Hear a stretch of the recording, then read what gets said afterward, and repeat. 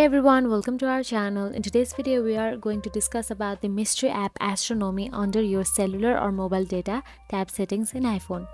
So let's get started. First thing first, open the settings app in your iPhone. Then after, simply tap on the cellular or mobile data devices according to your iOS upgrade.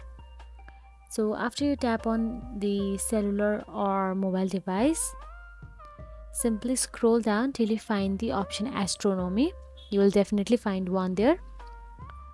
Look for the Astronomy option available there. So there you can see the Astronomy option right below the files option. So what is this? So it's not an app, guys. It's just a service tied to the Astronomy wallpapers and lock screen. It uses the cellular data or mobile data to get astronomy data and location information for the dynamic astronomy wallpaper, Earth detail, moon detail, and solar system. So that's it, guys. If you found this video helpful, please like, share and subscribe our channel, and thank you so much for watching.